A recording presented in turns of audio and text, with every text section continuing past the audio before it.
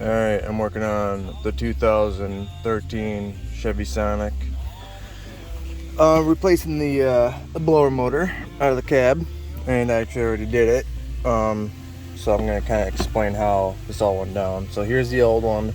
So what was going on is I'd have it hooked up and I'd want my air on. At times it would kick on, at times it would not, and if it kicked on, it wouldn't stay at like whatever power I had it set to very well. It'd want to lag out, and sometimes it just wouldn't even budge.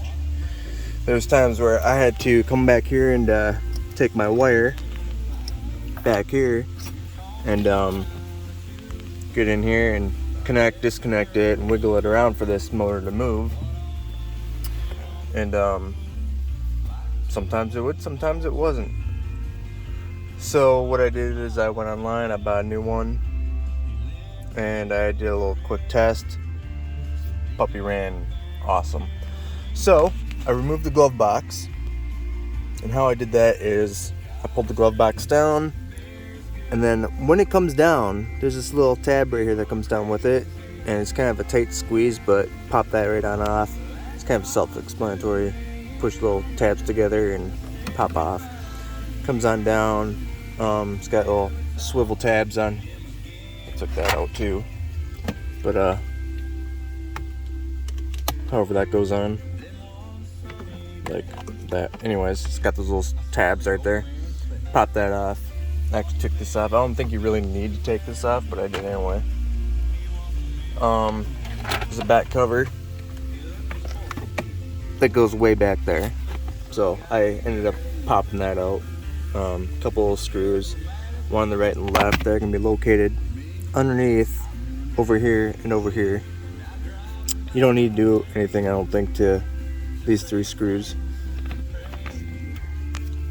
I think I did a little bit more than I needed to. But once you get this cleared out, I watched a couple of videos, and what you have to do is, it was explained that when they went and put the motor in, it was one complete mold. So what you gotta do is you actually gotta get a razor blade and cut all the way around this motor, and then it's kind of I'm not gonna lie, it is a pain in the butt.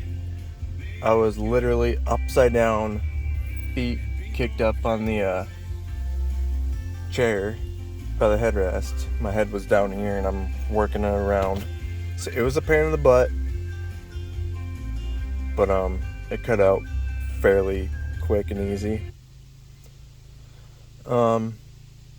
There's a couple screws you gotta take out of here, so make sure those coming out first. Then once you do that, it'll come right on out. There's a little cap back in here. Right there, you can see it. That guy.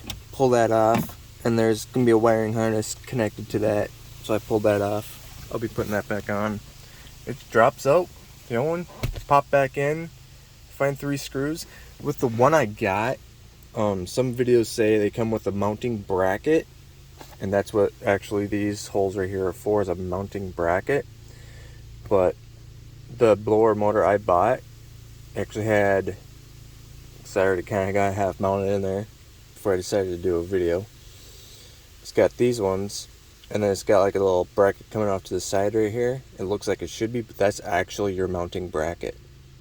So when it gets in there, when you put it in there and you turn it, it seats right, and then you can take your screws and go right on up through those brackets right into where you're supposed to screw it all into. And then you're just putting everything back together from there.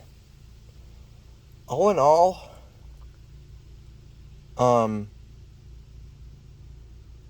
with everything I've done, not really knowing a whole lot about this job and how to really even do it, I would give it, to be safe, 2 hours. It ain't gonna take you 2 hours. Tools you'll need,